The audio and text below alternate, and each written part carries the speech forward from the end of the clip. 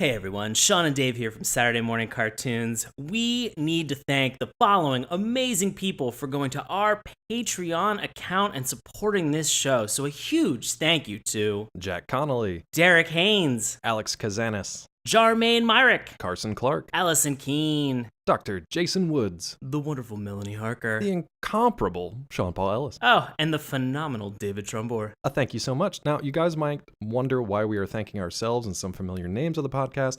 It's because we want you to know that we not only appreciate your donations to the podcast here, but we are actually putting in our hard-earned dollars as well.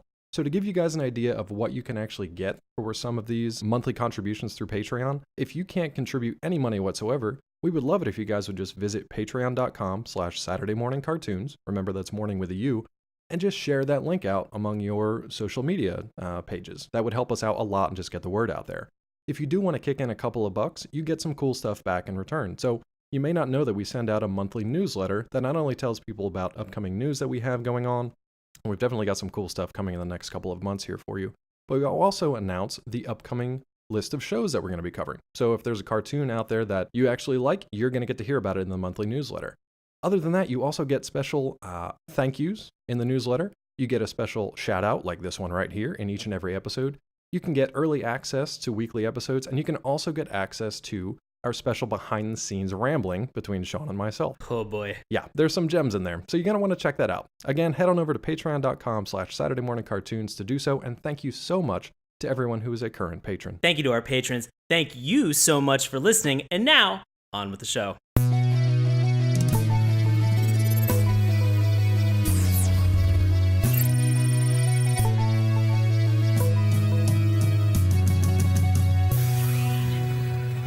Hello and welcome to Saturday Morning Cartoons, the weekly podcast that revisits, reviews, and ridicules some of the world's weirdest animated series. Coming to you from down in a hole, I'll be your trail guide, Dave Trumbore. Joining me as always and arriving in his brand new Canyon Arrow, it's Sean Paul Ellis. How's it going there, bud?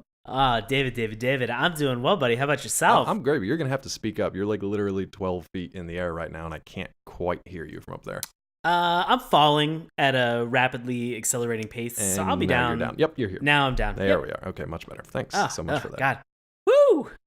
Maybe this wasn't a great idea to just head into this canyon without an actual guide, no map, no supplies, no nothing.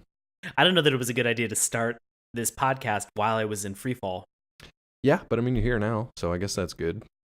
It's surprising that doing this podcast in this canyon, and we still have Wi-Fi access, and we still have complete power. Yep.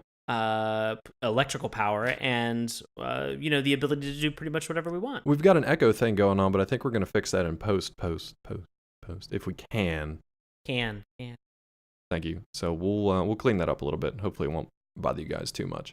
I gotta say though, I've got a 127 hours kind of thing going on here. I don't know if you can notice, but my right arm is firmly wedged in a crevasse, or a crevice, if you will. I mean, I guess we can continue with the podcast and it'll be fine. Well, maybe by the time we're done, somebody will come down and help me. Well, let me throw this out here. Please. I'm gonna give you a Saw-like option right now. Okay. The movie Saw-like option at this moment, where I can either cut off your arm, the one that's stuck, right? Correct. I can also cut off the other one. But I just want, just to clarify and make sure. Symmetry-wise, if you want to even it out, we might totally have to do up that. to you. Yeah. So we can cut off, from what I'm hearing, both of your arms. Right. Got it. Or I can have you watch Crash Canyon, a cartoon from Canada. I'd say tough choice, but that would be a lie. So you're gonna have to go ahead and just take off those arms. I noticed he didn't say anything about anesthetic or any of that. No, I'm just gonna give you a rag with a bunch of ether on it, and you can just huff it. Huff on it. That's preferable. It's probably to not watching that bad. this terrible cartoon. Jesus, Canada, I'm so upset with you right now, guys. What is wrong with you, Canada? If you don't remember, we're firmly entrenched in Canadian Cartoon Month. Last week we kicked things off with raccoons, which was enjoyable, not terrible. It was fine. This week, however, down in a hole. Down in a hole. What's the next line of that song? Feeling so small? Is that it? Is this as low as you can go? Something. Oh man, this is, guys. We are of course talking about this Canadian cartoon, Crash Canyon. Of course. And wow, what the Canada, I love everything about you, Mm-hmm. with the little asterisks as a caveat of your cartoons. What is going on, guys? What is this thing? This is a more recent one, too. It doesn't even have the benefit of being like, well, it was back in the 80s when everybody was coked up and nothing made sense. No, this is 2011. I don't want to steal your thunder, so. No, but I mean, like, in 2011, things could still be coked up, but they could be cohesive and make sense in terms of their thought process. But this show seems to almost be completely devoid of any and all logic. Which is weird, knowing the pedigree of like the people involved with it. So why don't you lay some history on them? Guys, Crash Canyon is a Canadian animated series that premiered on Teletoon in Canada in 2011 and was distributed globally by MTV. Joe Cohen, a Canadian living in Los Angeles while writing for The Simpsons, wanted to create an animated Canadian show with, quote, jokes only hosers would get. Canadian writer Tim Long of The Simpsons and Chuck Tatum of How I Met Your Mother also wrote scripts for the series. In 2013, Teletoon released a press statement saying, unfortunately, a third season of Crash Canyon is not in our plans at this time. The show ended March 3rd, 2013. Guys, that's probably the best news that's ever come out of Canada. Was that March 3rd, 2013 press release, that presser. Day. Holy shit. I don't know how it got a second season. I don't know how it even got made. So we mentioned the name Joel Cohen. For any Coen Brothers fans out there, this is not one of them. It's so not don't that worry. Cohen. Don't worry. Have a conniption. Spelled differently, completely different person. So no worries about that. Fans of How I Met Your Mother. Shame on you. Fucking shame on you if you're a fan. Really? You don't like How I Met Your Mother? I do not like How I Met Your Mother. It's weird. In my head, I conflated this with the Big Bang Theory. I just did the same exact thing. Holy shit. That's really strange that we both did that. Oh, my God. Why did we both do that? Why? None of the words are even the same. What is wrong with us? I have no clue. I do like How I Met Your Mother until the final while. season. Exactly. Yeah. Yeah. And obviously The Simpsons. Yeah, and I always enjoy The Simpsons. In fact, thank you for the Canyonero reference from The Simpsons at the beginning of this episode. Yes, we'll get quite a few of... we'll get into the Canyonero thing, and if you don't know what that is, we'll explain it, and I will kind of show why I brought that up. There's a couple things that I think are pulled from that idea and just completely trash. But if you want to know what is the name of the show again? Crash Canyon is actually about... Here's the synopsis. So, the Wendell family was looking for an original holiday by caravan, but their trip ends sooner than expected at the bottom of a canyon in Alberta, Canada. The canyon walls are too high to climb it, and there is no way out. Soon they find there is a whole community of 29 or 30 survivors from previous crashes down in the canyon. However, dollars are not accepted, and they use golf tees as currency. That is a really weird synopsis, but for a really weird show. So I think that's fine. Essentially, you have a family, Canadian family, on a road trip. They crash in a canyon, can't get out, and they are now in like a land of the lost, full of other crash survivors. I really like the premise of the show because it's kind of bonkers and kind of zany, and it opens up possibilities for like a bunch of weird characters, and it's kind of a land of the lost comedy scenario. Right. I don't know. Maybe it's like a drama, it would have worked better somehow. It's like a really bad drama. I guess it would have worked fine, like a Lost level kind of drama. But man, that's honestly like the only good thing I can say about this show. Have you heard about it at all? I had never heard of this, and I'm a better person for not having heard about it. And then when I watched it today, I'm worse off. So thanks, Canada. We're much worse because of you. Man. Maybe does the theme song save us at all? I'll say that there are some interesting points about it. It sort of gives you, the theme song is twangy. Yes, that's what I would say. First word I have in my notes. Yep. It is very twangy. It gives you a little bit of background in terms of what you're going to see on the show. You get a very quick smash cut of a lot of the characters that are included that are at the bottom of the canyon. But again, you don't get an introduction, and there is a large there's 25 characters that are basically just garbage tropes of other things that are around here that are playing off of bad stereotypes. Yeah. Through and through. So you really don't have an opportunity to meet, understand, identify some of these characters. But guess what? You're basically not going to do that during the show anyway. So why would you get it in the theme song? That's only like 30 seconds long. I like the approach to it because, like you said, it's that twangy. It's kind of a pseudo country, jaunty tune kind of thing. It's very recognizable once you hear it. But what it reminded me of was the Canyonero song from The Simpsons. Yeah. So if that reference doesn't make sense for you, I have no clue what season it was in. But the Canyonero was essentially this giant SUV. Right, so in the world of The Simpsons, Krusty the Clown drove one. I think he was actually like the sponsor for it. It was just like this massive, like 2 lanes on a highway sized SUV. And there was a fantastic kind of montage and song for it. And it's that same kind of tune and the same kind of approach from the Canyonero song that was used for the Crash Canyon, but just not even close to as good. The Canyonero song is hilarious. You can still watch it today, and it's just as funny as it ever was. This song, I had to listen to it a few times to try to get some of the lyrics because it's so bad and nobody cares about it, so I couldn't find them anywhere. Yeah. And I just wanted to like rip my face off by the end of this. Or I guess my ears probably would have made more sense, dummy. But do you want some of the lyrics here? Yeah. Hit me with some of the golden notes from this theme song. God. Here we go. I'll do my best. So I'm not going to sing it. The family drive, Aww. took a nosedive, next stop, straight drop, something unintelligible. I could not hear what they said. After that, there's no escape. Well, that's bad luck. So settle in. You're stuck in Crash Canyon. And they have this weird thing where there's like multiple voices layering over each other. Yeah. So somebody in the background says, home sweet home. The next verse is scream and yell, have a spasm, makes no difference to the chasm. I love that. And somebody in the background just screams, you living in Crash Canyon. It's so bad. It's so bad. Like, again, I like the premise of it. And the episode that we watched, or at least I did, I need to make sure we watched the same episode. It doesn't start with this theme song. So it starts with like the family road trip. And then once that action point happens, then it gets into the theme song.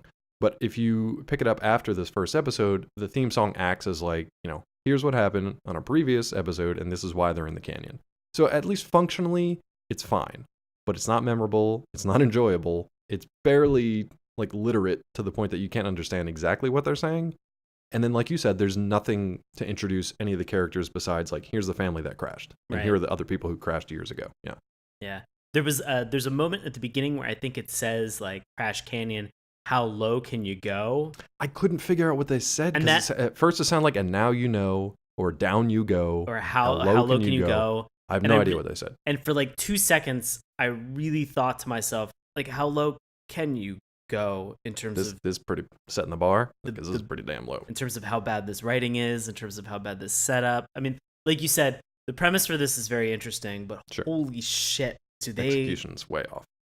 Oh, boy, buddy. Man. Boy, buddy. Well, maybe the animation style will have some saving graces. What say you? It's very familiar. It's very accessible. It's Family Guy. It's Canadian Family Guy. And one of the main gripes throughout, like the YouTube comments, one of the YouTube comments says it's Family Guy meets 127 hours, which I like that comparison, because as someone who has watched both and suffered through sometimes both, you have that like visceral experience. Like, I don't want to be here anymore sometimes for either. Sometimes there's Family Guy stuff where, especially in the later seasons, where it's just like, I am done. Like, I can't anymore. If there's an episode that's like all references and all flashbacks and all meta stuff, it's just like, I'm just done, guys. I'd rather just cut my arm off with a dull penknife at this point. Right. I'd rather just become James Franco. Oh God. No, I'll stick with the dull penknife. You sure? Cut my arm off. You don't want to be James Franco? I don't know. I guess Franco. In his world of being James Franco, he's fine. But for everyone else around him who has to like witness James Franco, he's not my favorite. I really want to see his documentary, his mockumentary of The Room. The Room looks great. Looks fantastic. Yeah. But his like his porn series where he plays 2 different characters, I don't think so. Oh, really? I was not aware of that. Yeah, it's on HBO. It's called The Deuce, I think, and it's about like the rise of the porn industry in New York Times Square in the 70s. Oh, okay. And he plays like twins, which that's 2 times too much James Franco for me. Oh, okay. Thanks, but no thanks. Fair enough. Yep. I just always really wanted a Being John Malkovich sequel with just being James Franco. and I I wanted fucking to hate Malkovich too. if I Do you could know this? if I could I did not know this. We're learning so much. Really? You hate John Malkovich? I can't Holy stand Malkovich. crap, dude. What was it, Rounders, where he plays the like Russian gambler? Yeah, He's yeah. like always hanging around. Fuck that accent. It's Just grating. I'd rather listen to your Jamaican accent for 24 hours straight. Yeah, man. Damn it. If you call it out, it's coming out, buddy. So I know, but I'd prefer it over listening to Malkovich's fake Russian accent. Man. Uh, Hanging around. hanging around. What are you right now? I don't know. I'm so I love that this episode has veered from Simpsons references to James Franco cutting his own arm off to Malkovich being Malkovich. Anything to avoid talking about the cartoon. Yeah, pretty much. But yeah, like the animation, it's what? It's like a standard 2010 level Flash animation. There's nothing new. It's not bad. It's not great. And it's nothing new. It's very kind of amateur looking. Yeah. Now, granted, way better than anything I could do, for sure. But if anybody's taken like an animation course and you know Flash animation and you can make your own cartoons, you can do better than some of this. The characters are like unique enough that you can tell them apart, but they're distinguishable but not interesting. There's nothing interesting about the design of any of these characters. Like, look at Family Guy. Peter Griffin just looks like a giant, just like a fat tub. You can't miss him when he's on screen. Right. And then you contrast him against his wife, and then definitely like his kids, especially Stewie with the football head. Or look at The Simpsons. Like, they've got distinguished and interesting characteristics because guess what? They're not actual human beings. They're cartoons approximating humans. Yeah. What? Believe it or not. Yeah. I know. Shaking my head in Sean's shock got to and awe. recover from that epiphany. But there was just nothing interesting. Yeah. Well, I mean, we've begun kind of talking about some of these characters, and sort of in reference to the art style. Do we want to dig into some of these characters? I think the only other things I want to say about the animation style is sometimes the motion is not super fluid. It looks like they just some jank. It's jank. It looks like they took a paper cutout in like the foreground and just like slid it across the screen. And it was like, like if they wanted to do that, I'd at least be interested. Like that's kind of like a weird puppeteering thing. Like cool, go for that. But no, it just. If it was character cutouts on popsicle sticks and then you were like stickly style popsicle sticks and just moving shit around, I'd still preferable. I've you know what? I'll be honest. I've never seen that. I would probably watch that. Yeah. I don't know how you'd nothing else other than just be like, this is so weird. Like, well, how is this working? I don't know how you'd make it interesting. I don't know how you would really actually animate it other than cutting back and forth between close-ups and wide shots so that you can have reactions and zoom. Oh my God, I'm writing this thing. I'm liking this thing. This is a fun thing. Maybe this. It's already better. Yeah. Yeah, it's already better. Infinitely better than Crash Canyon. Yeah, the other thing that I want to mention is because of the premise, you have this potential to really open up the world of like the bottom of the canyon and really show like different areas of the canyon and how people have made their lives in it and how people have adjusted to it and built their own little sections out. And all you really get are a couple shots of like crashed vehicles. And there's nothing else to the bottom of the canyon that looks like interesting. You don't get to see any real like waterways or any creatures that live there or any kind of like shading or shadowing or anything that makes the place look either scary, welcoming, desolate, terrifying. Nothing. You get no sense of like what it's like to live in the canyon, except I like the idea that they all the characters live in whatever vehicle they crashed in. Right. So if it's a plane, you've made the plane, whatever remains of it, you've made that into your house. If it's a coffee truck that happened to crash, you now live in a coffee truck or a mansion on a cliff. Right. Yeah. Well, it's also the fact that, I don't like the fact that this, like, as we've mentioned, the premise is fun and interesting, but anytime that this show could get boring or hits like a rough patch, they could just throw another character down into the fucking canyon and just be like, this is a new person with new thoughts and this is what they do and this is how they integrate. It almost feels like as if the premise itself could be very rewarding to the show. And I don't like that. I don't want this show to be rewarded in any way, shape, or form for having something that is clever and interesting and that we've never really seen or heard about before, but it's just so poorly fucking executed that it seems contradictory. Go ahead. Let me take this a step further. I'm going to save it. I'm going to save it for you. Okay. Save this all premise. All right, get it. We're going to Last Man on Earth it. Okay. It's the first family to crash in the canyon. Or at least in the first episode, we think they're the first family to crash in the canyon. Interesting. Because now you put the focus on that family You get to see the family drama play out. You get to see all the different character quirks when they're kind of like put under pressure and forced in like this shitty situation where they have to kind of like, they're stuck with each other. They don't have access to the outside world. They don't have electricity. They don't have their Wi-Fi, their video games, their anything. Again, this sounds more like a drama, but you can make it fun. There's episodes of like Family Guy and Simpsons where they've gone camping, or they've been stuck somewhere, and all the comedy comes from that tension between the characters wanting to like strangle each other, but having to survive and get through it. That's your first episode, is them crashing, learning how to survive. That's interesting. And then it's interesting. And guess what? You only get to meet like 5 characters at once rather than 25 at once. So you only have 5 to focus on. You can actually develop them. And you can sort of begin to kind of peel back the different layers of everything that's in the canyon, so that it sort of, I know that we as they discover it, you discover it with them. I know that we used Land of the Lost, but in Land of the Lost, it was the family trying to figure out and defend. They met, I think, the Tyrannosaurus Rex like in the first episode, but like you're not fucking meeting the Slee Stacks in the first episode. You're not meeting whoever the indigenous people. Yeah, whoever, I forget what her name was. There's a hot chick that was, she was just like fur bikini. Yeah. Now if you excuse me for a few minutes, I'm gonna go. Please don't. Let's research. Let's pull this Band-Aid off and make this, after this these messages. Stuff. We'll be right back. Woof woof. Whoop whoop. Oh man. Anyway, now we're back. God, I am so relaxed. So we have really gone off the rails. We have gone everything to a masturbation joke, and this is where we're going. To avoid this cartoon. Again, it sounds more like a drama, but there is comedy to be found there, I think. And then guess what? Like, if you watch the first episode and you're with the family, maybe by the end of it you have a stinger where, turns out they're not the only ones there. There are other people who have been there before, or whatever. Give me something more interesting than plopping them down here and finding that there is this, like, society that's already built and functioning, full of just stereotypes, because that's it. Yeah. And I don't have anything else on that right now, so if you want to jump into the characters, we can do that. Yeah, sure. Well, I would say the one thing, because you mentioned this, and it could very easily segue into it, and the idea of being able to focus on the family and then sort of build this out, because the first person that they meet is a character that's in a spacesuit. And so can you imagine them having to understand and figure out, like, who are these people in these, like, spacesuits?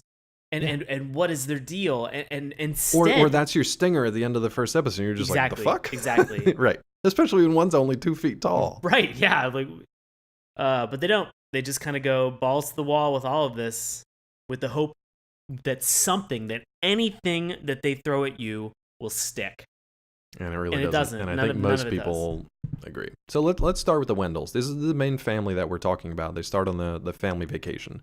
So it's unfortunately kind of like this stretched out montage of like the worst of the National Lampoon Vacation series is kind of what this family is following. Now I'll give it another like half semi-star. We are not Canadian. I don't know if we mentioned that. We're not Canadian, which is why we're watching Canadian tunes.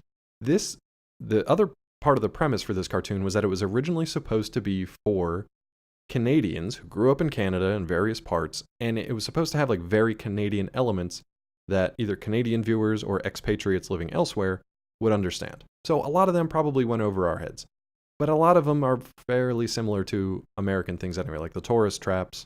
That's kind of all I could really think of. I don't know, casual racism. Oh God, the casual making fun of gypsies and other nations. Casual racism, the sexism that is in this. The incest joke. Yeah, there's a lot of weird, bad things going on. I'm sorry, these things are not uniquely Canadian, but wow. Let's hope anyway. Canada found a great way to be able to fuck themselves on making these things garbagely unique to this show. That was a very subtle incest joke. I like it. Nice. What? You said they were able to fuck themselves. Oh. Is it incest if you fuck yourself? I mean, I don't know. I gotta watch that X-Files episode with the peacocks. I think that's just masturbation, Dave. That's what you just did 5 minutes ago. I guess. Let's ask, who's it? Steve Bannon? Is that even the right name? Oh, man. We really getting... anything we're getting other than talking about on this show now. Anything to escape talking about this shit show. let's talk about the Wendells. White Okay. family, the white Wendells. We can call them that. Oof. The head of the family is Norm, and he's essentially just a nerdy engineer. He seems like a dad. He seems like a very typical dad. He wants the family to get together. He wants everybody to have a good time, but he's woefully inadequate at understanding what a good time is for normal people. So for him, he wants to go see these tourist traps. He wants to drive to like a mall where they show nothing but like road signs and weird, wacky signs from around the country, or he wants to visit like essentially like the world's biggest ball of yarn or whatever. Crappy stuff like that. I'm actually going to disagree with you on that about being able to understand what is fun for the rest of the family. I don't think that he misunderstands the problem with the rest of his family. I just think that his family is so shitty that they're not willing to ever give him the benefit of the doubt to at least go along with something. Look, I don't know the intimate detail of your upbringing, Dave, but we've been friends a very long time, and we both grew up in Pennsylvania. I think it's safe to assume that at some point you went on a family vacation and you probably stopped at a weird road stop and looked at like kitschy tourist crap. Like that's a universal thing that I think a majority of us have all gone through at some point in time. That's a cultural USA reference point for a lot of our upbringings. And so I'm sure it's the same up in Canada too. Like I'm sure this is just one of those things where it's just like this is just a thing to do. These tourist traps are everywhere, and especially on like major highways. I honestly want to say Norman as the dad is an optimist. He is very excited about stuff. He is an engineer and capable. He's probably one of the only characters I legitimately liked in this show. Right. He definitely is an optimist, and it's weird because he's paired against. It's not like Family Guy or Simpsons even, where the patriarch is this kind of a jerk at times and really fucking stupid. This guy's the exact opposite. So it's kind of nice. Yeah. However, everyone that he's around is a piece of shit. Oh. So his wife is just like anger management issues out the wazoo. Like it becomes a joke between them how like physically and verbally abusive she is, and how she's kind of the misogynist, and she's also the racist, and she's also the jingoist. It's a real weird pairing. It's so uncomfortable. Her name is Sheila. Yeah, of course she makes a comment very early on as they are getting ready, like within the first couple seconds, about how... Is this the first gypsy joke? Yeah, this is the first gypsy joke. That she says, I wish that I could have choked them until their earrings pop out. And it just... She's like, oh, I'm upset that they said that they painted the driveway. They essentially paid quote unquote gypsies to pave the driveway, but they just painted the dirt. So she like scuffs at the dirt, and the gray kind of gives way. A, that's not funny. B, it's a gypsy joke in 2011. Maybe, I don't know, don't do that. And then C, I guess I'm on to like double down and like just follow up with just like violence against people who have traditionally been oppressed. And well, whatever. The social conscious stuff aside, it's just not funny. It's not. Look, I'm here all day for things that are like poorly colored jokes if they're funny. Sure. If it makes you laugh, then it's like, it might be wrong, and it might feel bad to laugh about it, but I mean, at least you're still laughing. I didn't laugh. I had a laugh counter on this one. I think I made it to 2. I want to know what these 2 things are, so let's... Oh, I'll tell you. Who else is in this shitty family? We've got Jake, who he is I guess you could say he has an entrepreneurial attitude because he's all about money. And so, it's such a hardship for him when he finds out in the canyon that they use golf tees like it's some Fallout 4 situation. Yeah, like bottle caps. Exactly. Instead of actually using money, because he's like, oh, but legal tender is so legal and so tender. He quickly like turns that around to his benefit. So he learns how to like scam people and use the currency anyway. But he's one note. That's it. That's the only thing you know about this character. Look, again, I'll go back and save this. Even if everything started out with this shitty family, if by the end of it you showed them cooperating and getting over their differences and working together to actually like fucking survive, fine, I've seen some growth in this family. Maybe you all aren't complete wastes of space. So maybe there's something worth watching these characters about. That is not the direction they chose to go. All right. Who else is in this shit? We've got Roxy, who is the daughter, overdramatic teen. Yeah, what a surprise. Yeah. Always on the phone, super selfish, self-centered, doesn't care about anybody else but her other friends and what I would actually say that last line about over self-indulgent applies to almost everybody except for Norman. Yeah, pretty much. Everybody in this show is so obsessed with their own deal that none of them feel like they are working together. None of them feel like they have any empathy for one another. They're all stuck in the same garbage situation. Right. And it just seems like everybody is just constantly self-absorbed and just a dick. And look, we're not ragging on the premise or even the characters necessarily. It's just that if you're going to do that, at least be funny. Just it's a comedy. be funny. Ugh. Just be funny if you're going to go in that direction. Even Vernon, who I'd imagine is their like Americanized cousin because he's like 300 pounds and a complete slob. He's not funny. Not funny. Not a single. Everything that came out of that character's mouth for this pilot episode was offensive, dumb. Nothing was fucking funny. No. You can be offensive and dumb. Peter Griffin, very offensive. Homer Simpson, very dumb. Both very funny characters at times. This was like they found the trash piles for all the Family Guy and Simpson scripts that failed and they did not use because they weren't funny. And they were like, done. Writing's done. It's all right here. This is gold. Let's use it. It's gold, Jerry. It's gold, Jerry. Are there any other like Canyonites? I guess that's a thing that you wanna mention or talk about? Sure. Here? We meet a fair amount of them, or even briefly. You want me just to gloss over them very quickly? You can gloss, yeah. So we've got, because that's what they do in the show.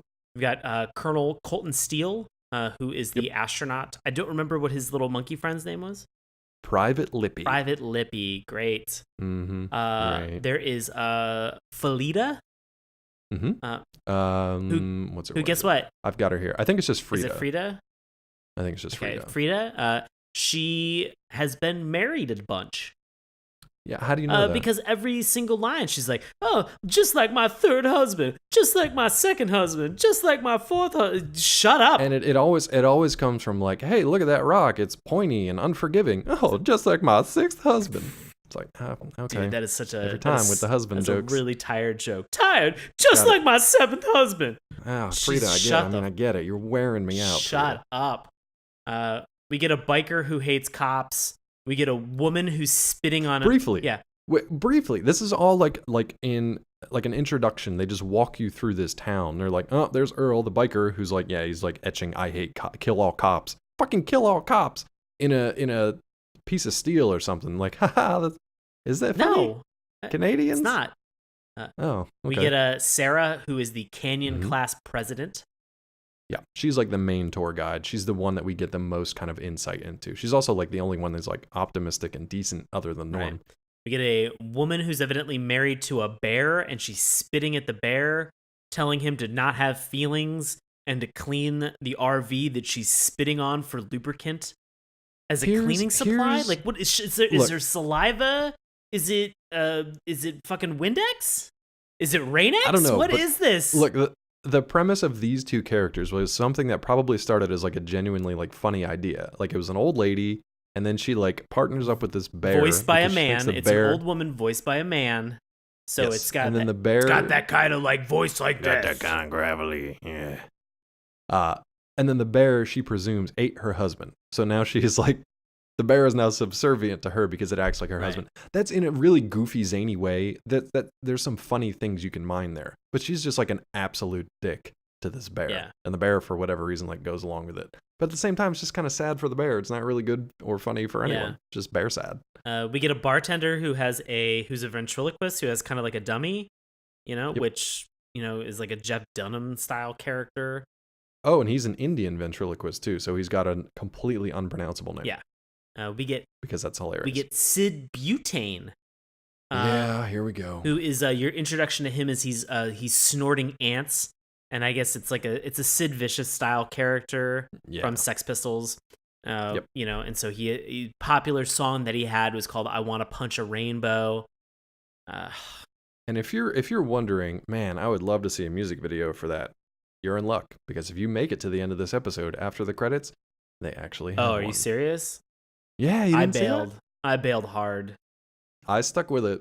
I think I was just taking notes, and it happened to just play on, and I was just like, oh, they actually made a music video for this because they thought it was going to be the funniest thing in the world. No. It's not. He breaks into an apartment, kidnaps a leprechaun, I think, and then punches the rainbow that's sleeping on his couch. And then the rainbow dies. I think he executes it in the street. Are you kidding me? No, I'm not kidding you at all. He actually even gets in a fight with like his bandmates because he's like envisioning hallucinating rainbows coming out of their neck or like their head. So he just starts punching everybody. I think he executes the rainbow, and then there's a literal rainbow funeral where other rainbows show up to see the rainbow in the coffin. And then he runs in and jumps in the coffin and starts punching the dead rainbow. This is the thing that happened. Again, it's like, I can see where a bunch of weirdos sitting around, hopped up on whatever drugs, were like, yeah, this is hilarious. It's not, but I can see where they thought that it might be. It's just not. Sorry. Who else you got? I think the last grouping is the family called the Manderbelts. The only other person I want to add is there's a guy named Coma Steve. Oh, yeah. Who's a guy who's literally just on a stretcher in a coma. Coma Steve. Comas are hilarious. Comas are funny. Prime time for comedy. Holy crap. All right, you want to talk about the Manderbelts? Yeah, Manderbelts are just they're a rich couple. They are I will say, interesting choice to make them black. I thought that as well. Because they were like the reigning family of this society, because they happened upon like this. Well, they were in the process of moving. They were moving their mansion, and they were coming around the same bend as everybody else, and fell into said crash canyon, and the house is sort of perched up above everybody. So, I mean, it's an interesting thing in terms of status to see them sort of lording over everybody. Go ahead, Dave. They also happened upon, I think it crashed on like their quote unquote property. I don't know. They don't really explain it. A crashed tractor trailer of golf tees. Yeah. So the Manderbelt then decided, well, we own these golf tees. Golf tees are now currency. So that's how that came about, because they essentially owned all of it. So they controlled the flow of quote unquote money.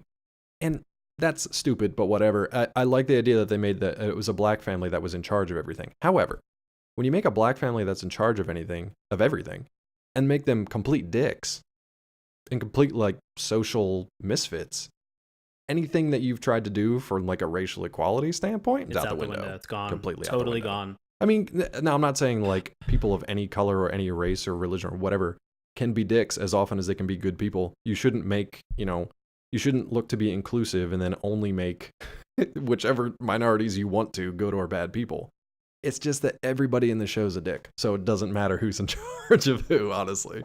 And if you're confused by this, we've had cartoons recently. We've had cartoons that we've watched where we've had terrible people that have been around one another being terrible, but that was entertaining and enjoyable to watch. We talked about, case in point, NASCAR racers. All the people that were on NASCAR racers were terrible to each other. They shamed one another constantly. Granted, it's a bad cartoon again, but we dipped the hell out of NASCAR racers. But it made sense within the context of the show for the most part, because there was supposed to be competition between racers and teams. And also cyborg men. In this, there are no cyborg men, or at least that we know about at this point. As far as I know. Don't worry, I don't plan on continuing to watch to find out if there is cyborg men. There's no perceived competition. There's no race, or there's no construct that they would have to compete. I'm sure that there's probably like some type of a Canyon Games episode that they have. Ugh, I hate that I just said that, because I guarantee that there's a fucking episode where that happens, and I'm so frustrated because I guarantee they goofed it up. The Canyon Games. God. Yeah. So let's hit these Manderbelts there. We've got Reginald. Yeah. He's the owner of Manderbelt Industries. He's the husband and father. We don't really get a lot from him other than he's just kind of a stuck-up jerk. Well, and I'll say the reason that you understand that he's a stuck-up jerk is that he almost immediately from the get-go insults his daughter. And who's the only decent member of this family, by the way. And so they mention, like, I won't get into, we'll do the other members of the family in a second, but he kind of digs into the fact that, my daughter, so very unattractive. Hopefully the goal is with enough plastic surgery, she'll one day finally be acceptable to be able to be out in society. And he opens a door, and now, granted, of a closet, but there's a picture on the outside of the closet that has her photo on it, and she looks like a normal, lovely black woman. And then she reacts in a way that was actually, that I think it wasn't funny, but I was just like, oh, thank God somebody has a reaction on this show, where she's like, oh my God, you opened the door. Is it my birthday? And then he immediately just slams it, and you're just like, well, That was such a missed opportunity for anything at any point in time. It was both a rip of like a Harry Potter and a rip of Meg from Family Guy, but then they didn't do anything with it. Now, granted, later on in the show, she becomes like the only decent member of the family. So she actually does make friends with some of the other kids, and she's like a redeeming factor of this family. Sure. But like, again, not funny. You guys are just dicks. So It's not we have funny. Reginald, we have the daughter that we're introduced to. As Pristine. That's almost a throwaway, but should have been featured prominently in this episode as somebody who was actually interesting and not crappy. We have the mom. Yep. Can you tell us about the mom, Dave? Let's talk about Beverly. Ugh, Beverly Vanderbilt. It's not bad enough that she's like snobby and arrogant. She also is like really into her oldest son, Royce. Yeah. And not just in like a way where it's just like, oh, he's so handsome. Not just like an over-fawning mother where it's like he could do no wrong and he's the best and he's the sweetest. She straight up says, if I was 10 years younger and not his mother, and then she just kind of like growls like a jungle cat. It's just like, what the fuck? Like, what are you setting up here? Disgusting. And why is this supposed to be funny? It's not. Yikes. Guess what? Surprise, surprise. It's not funny. Incest joke. But he is very handsome. Ugh. He's very handsome. Yeah. It was not good. Let's talk about Bjorn. Well, what about Bjorn and Princess. Oh, you want to talk about the other kid? They had one other kid that is their youngest. Vaughn. Yeah, Vaughn. He comes out for 2 seconds, makes a jerk comment, and then and this serves as a segue for Bjorn. Throws himself into their Swedish butler's crotch, who Like headbutts him, like launches his body Olympic style, just like swan dive, Canyon Game style, Canyon X Game style, into Bjorn's crotch, head first, bounces off after insulting the Norman and Sheila and his wife. and there's no reaction and nobody says anything, and that's it. You're just like, oh, kid just runs off. Yep. That was So yeah, we've got Bjorn, who never says anything. He's the like Norwegian servant for this family. That's all we get. And then there's Princess, who is a 2-legged cat. And the cat apparently has 2 like gilded kind of like false legs, like little peg legs, that were injured and broken in the crash from the Wendell family. So now if I know my comedy, it's having a disabled animal being repeatedly disabled from consequences of the people you're supposed to like in this show. That's hilarious. Oh, right? It wasn't the fault of us. It was gravity. Oh God! Stop Damn it! There's nothing funny. No, yet. Like nothing's funny. I apologize to everyone out there who's still listening to this because we've yet to hit anything funny. But I think that's about it for the characters. So do you want to get into the joke counts? I've got some joke counts for you, buddy. All right, I got a gypsy joke count. I got a count of 3. Oh, really? I had 2. What did you have for the other? I can't. I mean, we had. I can't remember what the third one was. No, because I didn't write that down. So somewhere between 2 and 3 gypsy jokes, which is between 2 and 3 more than you need in any show ever. I've got one straight up minority joke that didn't count as like another joke, but now I can't remember what it is. Oh, anymore. I have one from Vernon, or from Vern. Yes.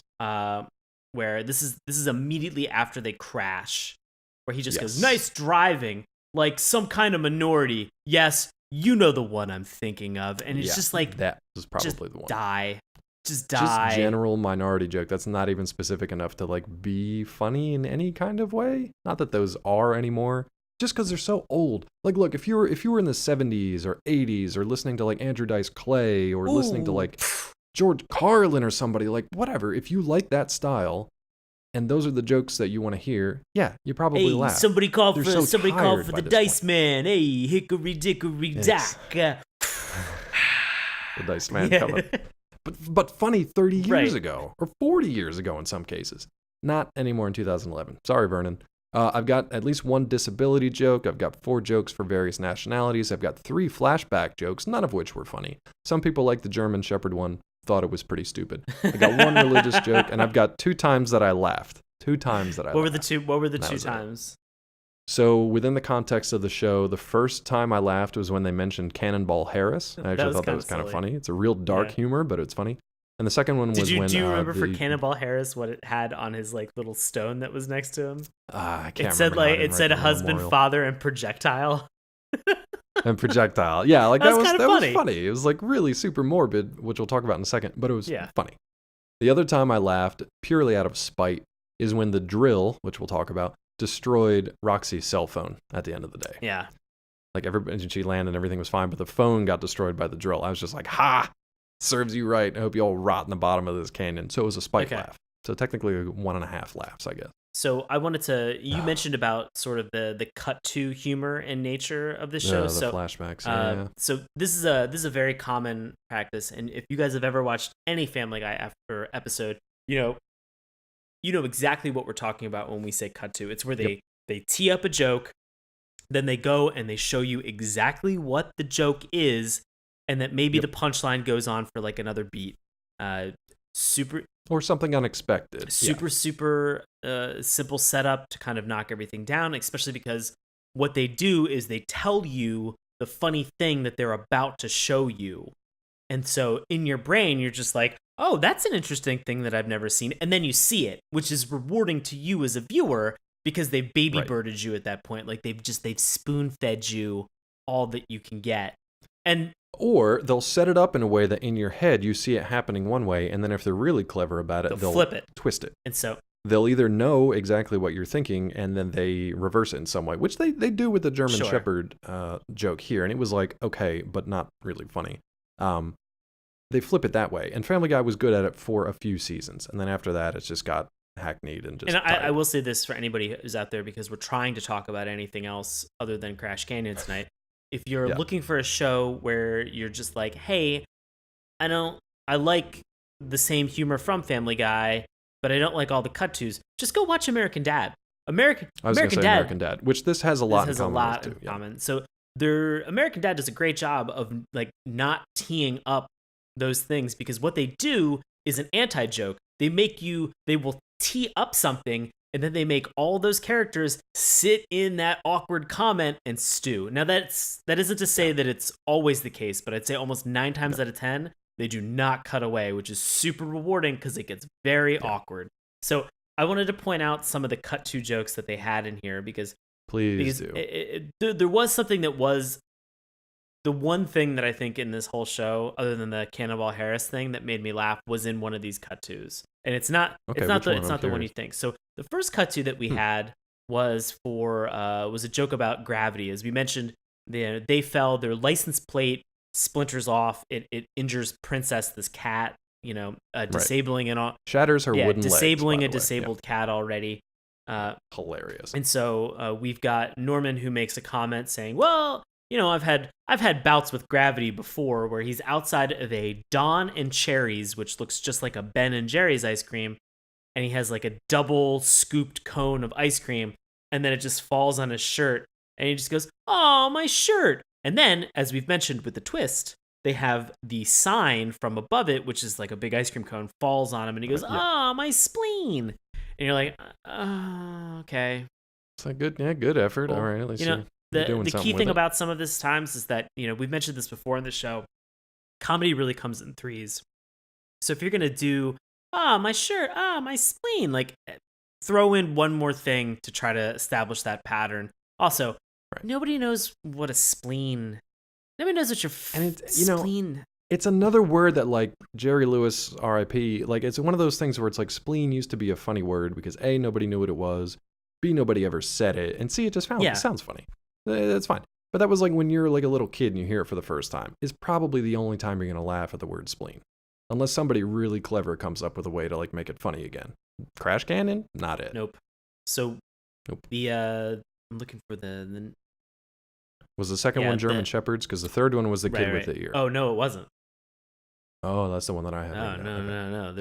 There's one in between 2 and 3, which is the one that made me laugh. Okay, cool. So we have the second one where it's about Sheila and her anger management problems, talking about how she was so mean one time that she bit a German Shepherd, which shows a German Shepherd in front of. So in your mind, right? So set this up. Like in your mind, she's biting a dog. Right. She's biting a dog that is known to bite other people as like a police dog or whatever. I need everybody out there to know that explaining jokes is the funniest way to tell a Yeah. joke. So I'm glad you guys are out there listening and laughing We are along so with us. sorry, guys. Apologies. So we have this moment where sort of the camera pans away from just the German Shepherd, kind of facing. Was it the two children? I think so, and it was like He's growling, and she like steps in between them, and you think that's when the But joke's she gonna happen. jumps over to an actual German person who is a shepherd, Yeah, he's wearing like an lederhosen, like a Sound of Music kind of And so, and she bites him, and he makes like a typical hilarious German phrase, and I was just like, it was so bad and so cliche that I just. It was like, all right, still they're trying. Like they got the general idea. It's just not great yet. So maybe the next one. So at some point, we've talked about the Manderbelts. We've talked about the accidental, with the effort and help of gravity, disablement of Princess this cat. At some point, when they go over to apologize before they have plans to leave the canyon, during this apology, Sheila gets very upset. The wife, she excuses herself to the bathroom. And then once the conversation's over and they feel that it kind of went well, she makes the confession. She's like, that actually did go pretty well. And I sort of feel bad for the fact that I did what I did when I was in the bathroom. And you think in your brain, you're just like, maybe she upper decked them. I was thinking she just like feast everywhere. Pooped in a sink or something like that. Something, just feast it. Feast it? Is that a... Feast it? I've heard now. It, and I'm using it. Put it in my little pocket. Nice. Put that feast right in my pocket. I just want to see the word feast come up in a tweet somewhere. FECE''D. Feast it. Oh, she feasted. So they make a comment about the fact earlier in the episode about these things that Norman has worked on, which are these coffee machines that explode at certain points. And he's like, man, all the details from the lawsuit, so I couldn't figure out exactly why they explode, but it happens when they say 12 o'clock. So you come to pan over and you see that they have attached a coffee maker, which for some reason they happen to have. It's also enormous. It's gigantic. And it's also next to a enormous cat house that they have that's outside. Yeah. And so obviously the idea is that they want to blow up this cat. And so they cut to 3 instances of a person at home and like it explodes. They cut to then a group of people who are sort of, I think they're at an explosive survivor kind of support group, where it explodes, and they, in a panic, they all run outside, and outside of that building is a place called Coffee God. That's like a store, and then that thing explodes as well. That was the one laugh where I was like, I didn't see that coming, and I was happy that they hit that comedy rule 3, and they twisted it slightly at the end. And I thought the idea of an explosive support group, I thought that I was like, that's something I've never heard of or I've never seen before. I was like, that was unique enough of a joke where good on you. It wasn't funny, but I've never seen it before. It got a little chuckle out of me. Okay, I missed that it was like an explosion survivors support group. I missed that. So that's kind of funny. However, these things also kind of have to make sense. They either have to be so absurd that they're hilarious by the principle itself, or they have to be so commonplace that you see an absurd thing happening within them, which sets up the comedy, right? To like walk out and just see like a giant display with a bunch of coffee pots all timed to noon, and it's a place called Coffee God, it just didn't make sense. Like it wasn't even absurd enough, but it also didn't make sense. So that when that blew up, it kind of like deflated anything they had set up before that. So, and then not funny. To your point, I think you mentioned this. The final cut to was the fact that they're talking about somebody with a melted ear, and then they cut to somebody like at a school locker in a high school. But like not a flashback. This was like a contemporary cut to, like at the same time. He was like, "Well." So that's the challenge with a lot of these cut tos, is that like you're either cutting to the past, you're cutting in some cases to the future, which is a really tough one to do, because so much can go wrong in between whatever the present day call to the cutback is, or the cut to, and that point in time that they've now created in the future. Because if it doesn't pay off, then it's a missed joke.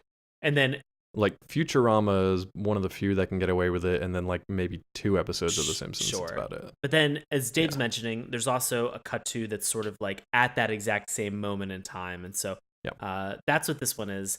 It's but it's so wrong. It's just it's literally like I forget. Was it Roxy who said something about like it creeps me out as much as that kid at school with the melted and he turns ear. around and it's melted ear, and it sounds like greased up deaf guy from Family Guy, and he's like, "Somebody say my name, 'cause my ears are ringing." No, my burning. ears are burning. You're like, and that's supposed to be the joke. Again, we've mentioned this in terms of some of these jokes, in terms of the setup, is that, you know, as Dave and I have mentioned, it's sometimes it's taking you to that place with that cut to, and then showing you something different, setting an expectation, and then flipping it. In this one, it was just setting an expectation and just literally showing you a melted ear, which is just, I'm sorry, it's just like, if it sounds funny to you, that's cool. I can understand why you would say that, because I've never seen somebody with a melted ear on the side of their face. I hope to God to never see anybody with a melted ear on the side of their face. But like, it's not a funny visual, and it's not a funny joke. And then to have him just say, my ears burning, like that's... No. Man. Guys, if these are jokes that quote unquote only hosers will get, what the hell is wrong with you, Canada? Everything in this is incestuous. It is putting down people with disabilities. It is putting down minorities. Religious people. There's a Jehovah's Witness joke, playing into the worst garbage tropes that are out there, and it's old not and funny. It's not funny. I will look. You can pick on whoever you want, but be funny about it. That's all I will I'm asking. 100% take an offensive joke that's funny over something that is, or that even makes me like just like sit up and just be like, oh my God, like I can't believe they went there, or I've never heard that, I've never seen that. Nothing. Something. This show delivers on nothing of that.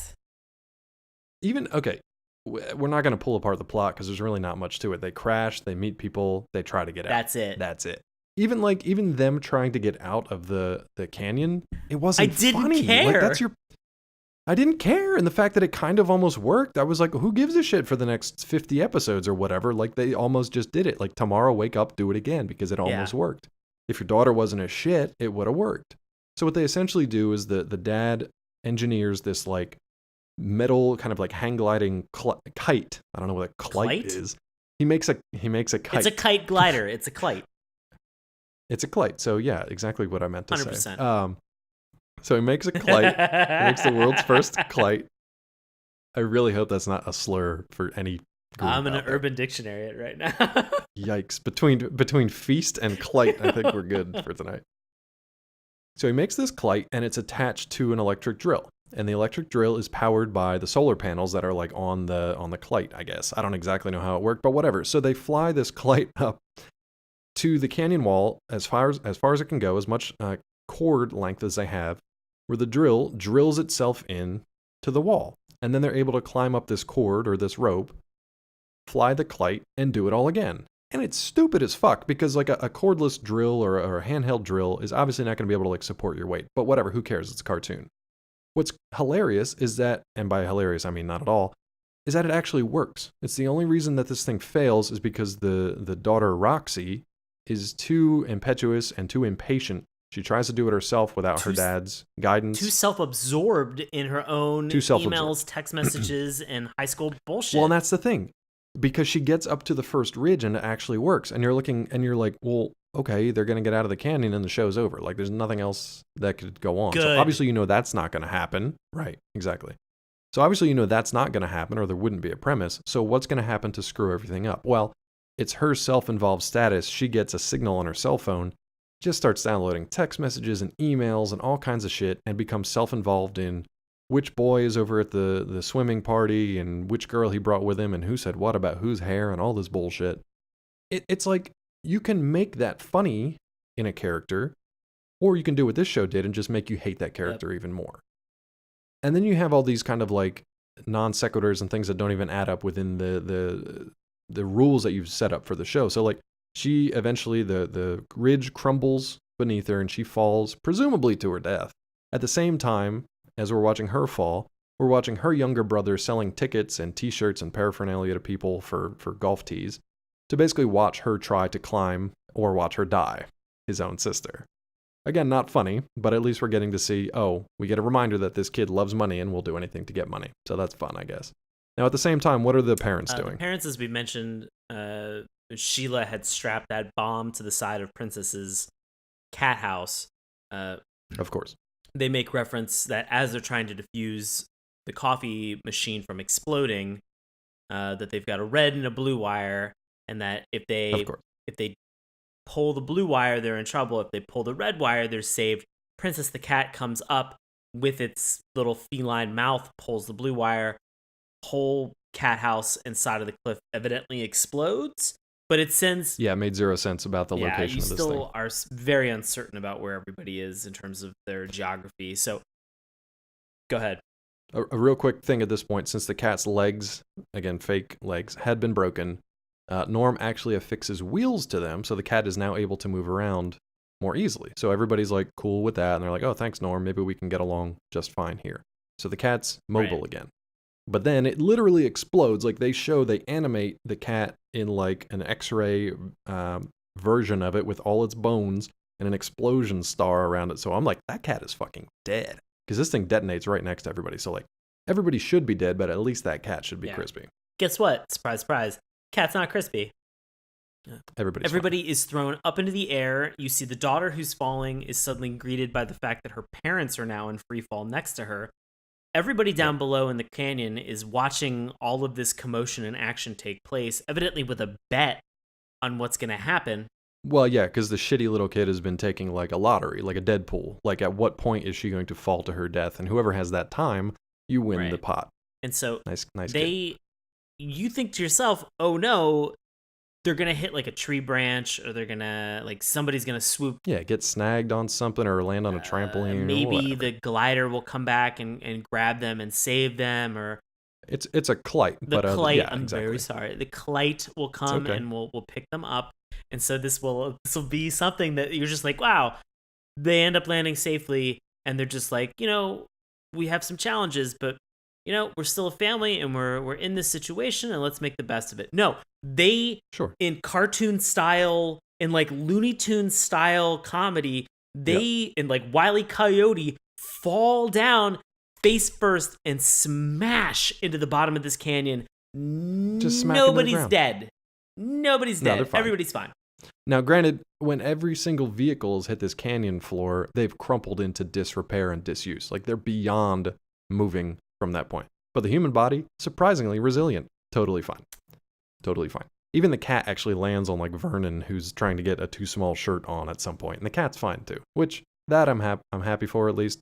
But it's like, there were so many other things you could have done. There's so much shit in the floor of this canyon. They could have landed on an awning. Quicksand. They could have landed on a fat person. They could have landed in the water. Like, there's humor to be there too, right? If they land on a fat person, or if they land on like I don't know, a giant toadstool that somebody's growing in a garden. I don't care. Anything other than just smashing into the ground and being totally perfectly fine with no explanation, or even a joke.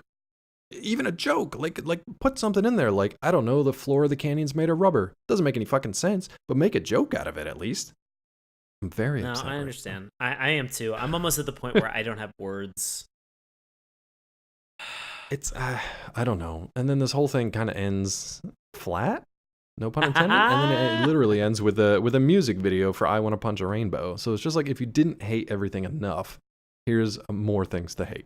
I want to leave you guys with one line that was kind of rough to hear. And this is from Norm, the supposed good guy of this series. Okay. One line that was kind of rough to hear given the last few weeks. He says, because his wife's very violent, and she wants to go beat up the Manderbelts, essentially. And he says, violence never solves anything, except wars, boxing matches, and peaceful protests. I was just like, fuck yourself from the future, Canadian cartoon. God damn it. I heard that line and I just I shook my head because it was disgusting. And it's still not funny. None of this was funny. Like, at what point was that funny? What? Like, I don't know. There's humor. There's somewhere, I'm sure, but it's just not. It's what not protests? Here. This is anti-humor. What protests happened in 2011 to 2013 where they thought, or 2010, I guess, when this was being written, what protests were solved in a violent manner up in Canada where this was like a joke? And it's also, it never feels like it's a fucking joke. No, it never feels like a joke. I don't know. I try. I mean, week to week, I try to find something redeemable about this. I like the premise. I think we fixed it. It turns into a completely different show, but I think we fixed that. I like that they made a black family in charge of everything, but they screwed that up by making them complete dicks. That's literally all I got. would have loved if they could have removed and if they could have if they could have killed off the Vern character. I thought that he they even teased that, and they're upset that he's still alive. The subtle racism, the fact that like he thinks it's funny to steal ether out of the EMS that's there, and then huff it. We didn't, like it's and then drive his like little scooter into a rock. We didn't even get to meet some of the most reprehensible people. The two people who were in charge of like running the ambulance and stuff. Apparently, they're like some of the worst characters on the show. Just from reading Wikipedia and stuff, because they're very like irresponsible with their stuff. And again, so I don't know. You know what? I could deal with terrible people. I could deal with terrible people being terrible people to one another if you were funny. Holy shit! That's fine. Oh, it's fine. But that's just our opinion. I mean, do you have anything else on this episode before we get to other opinions out there in the world? So Dave and I are obviously very frustrated right now, and we have opinions. But guess what? Internet, you guys have other opinions, and so we are going to get into our love it or hate it segment right now. And so I'm gonna handle this first one for us. So, man, surprisingly enough, we like to go on IMDb and we like to search for your 10-star as well as also your 1-star ratings. Surprise, surprise! There are a couple 10-star ratings for this show. What is wrong with you? Don't know. I think they're fake. I think they're Americans masquerading as Canadian. So let's get into this. This was or Russians. Yeah, who knows? probably. This is not you, Oleg. Never you, Oleg. You're our buddy. So we have our author here that we have. This is from 2012. So this is when the show was actually airing. This is Jay Deline, and it says naysayers gonna say nay. Let that sink in. I absolutely loved this show. It is original, quirky, and completely one of a kind. Everyone is quick to compare it to The Simpsons or other, quote, similar shows, end quote. Really? If you want something like The Simpsons, you probably hate the heck out of this show. However, if you're looking for something that is a little whacked and very funny in a WTF type of way, look no further. With such characters as Coma Steve and Dummy, it fills my need for slapstick, wordplay, and torture, and tortured humor, all in one slap to the face. I do hope this show is around long enough to become a cult classic. 15 cult, 11 thumbs up. I don't know what that is. 10 out of 10 stars. I don't know what that means. 15 cult, 11 thumbs up. I hate you. I'm confused. It's got to be an in-joke somewhere with the show. Yeah. But I'm sorry, but torture humor is not my thing. It's probably a Coma Steve joke that he made, in episode 2. Shut up. All right. So somebody who's more in line with what our thoughts are probably going to be, we have to go to Rectangular Businessman from Peru. This was also from 2012. I love that name. This is also from 2012 when the show was on. It's titled Awful in Every Possible Way. However, this review may contain spoilers, so if you guys really care about that. Oh my god. At least they put the warning. He did. He's very conscientious rectangular businessman. Peruvian rectangular businessman. Words fail to describe how awful this cartoon is. While at first sight it seems just like a bad Family Guy ripoff, the truth is that this cartoon is much worse than that. Not only the animation is extremely poor and unappealing, with robotic movements, lack of expressions in the faces of the characters, a horrible colorization, and ugly designs, but also the plot is incredibly boring and dull. The show fails at being funny. I saw a couple of episodes and none of the jokes made me laugh or even chuckle. The bad thing is that Dumb series is not only funny and boring, but also incredibly annoying as well, having many unlikable and cliched characters devoid of any interesting quality about them. Crash Canyon could be one of the worst cartoons that I've seen in my whole life. Avoid it like the plague. I would rate it with 0 stars if I could. 1 out of 10 stars. Peruvian rectangular businessman Nailed is my it. hero and my spirit animal. Good job, guy. Good job, guy. All right, buddy, it's time for our recommendations. So, do you recommend Crash Canyon? If not, does it get the dip, which means it is erased from existence for all time? And as a reminder, we need to get a majority in order to actually have the dip be applicable for this. Yeah, so if it's a split decision, It doesn't get dip. I'm not going to recommend this show at all. This was... We've talked about this again. Interesting plot and setup for this. Terrible execution. Jokes are not funny. They don't seem original. It seems like they were trying to go for maybe, as we mentioned, like Andrew Dice Clay shock humor from the 80s. But none of these stereotypes or none of these characters were interesting. And I think it's really hard because at some point you want to like some of these characters. Like you want to in any show. I'm not saying in Crash Canyon. I'm saying if you're watching something, you want to have empathy for a character. At some point, you want to attach yourself to that person so you have somebody to root for. Somebody. One person.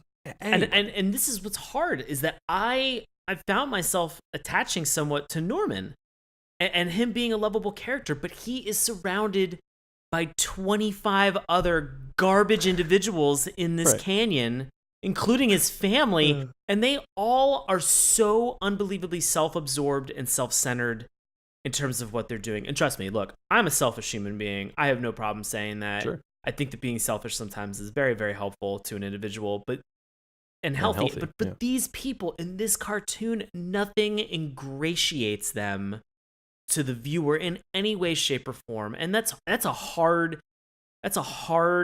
realization to have, that Norman has to carry this show. And I think it's unfair. I do not recommend this, and I also give this the dip. Ooh, this sucker's about to get dipped. How you feeling? I don't recommend it. It's probably, I said this a couple weeks ago, I did not think I'd be saying this again. This is the hardest I've ever wanted to dip a show so far. This is like, NASCAR Racers was just like stupid and poorly executed. Definitely dip worthy.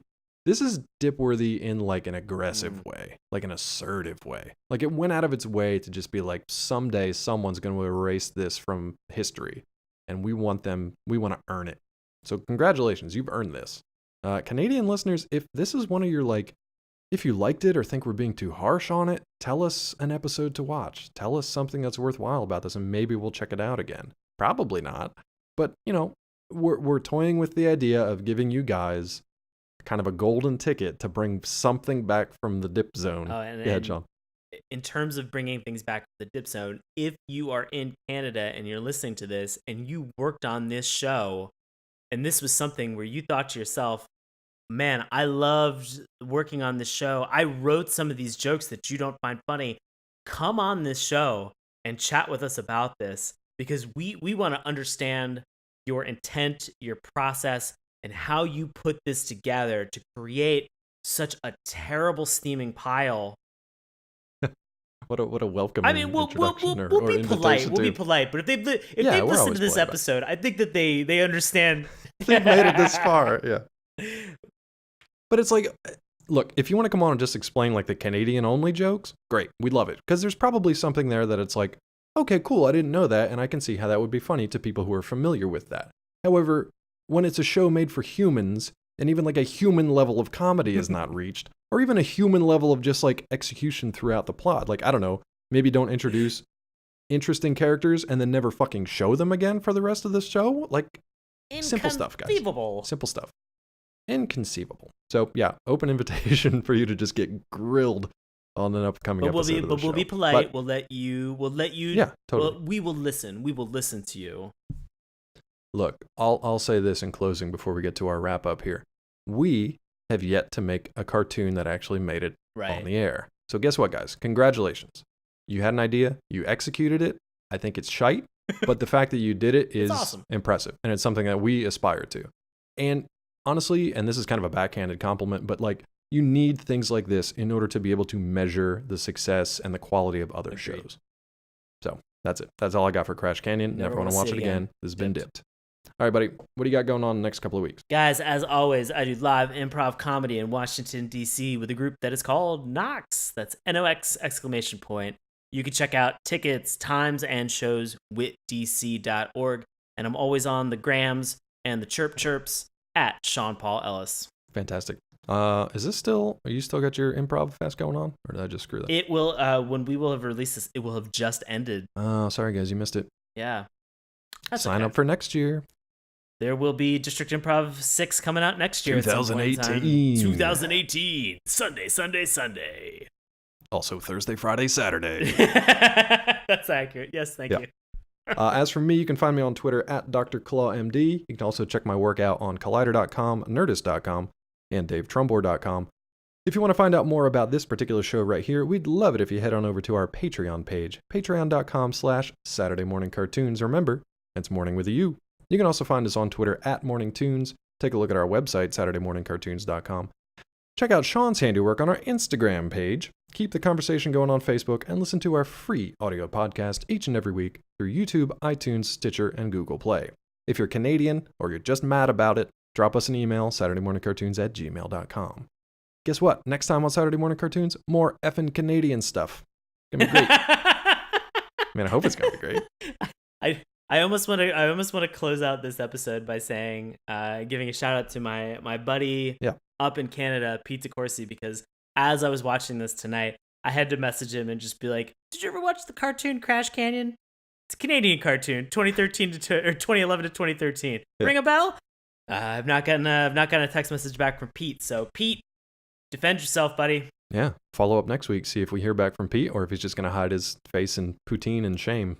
Could be the adventures of Pete and Pete. No, we can't. We need two Petes. We need two Petes. We'll find another Pete. Canadian Pete. Nice. Canadian Pete and American Pete. That'd be fun. Oh, that'd be a fun team up. Yeah, we're gonna set that up for next week. But until then, this has been Saturday Morning Cartoons. Thank you guys so much for listening. See you next time. Hey everybody. Thanks a lot for listening to Saturday Morning Cartoons. Now, if you'll excuse me, I have to transform and roll out.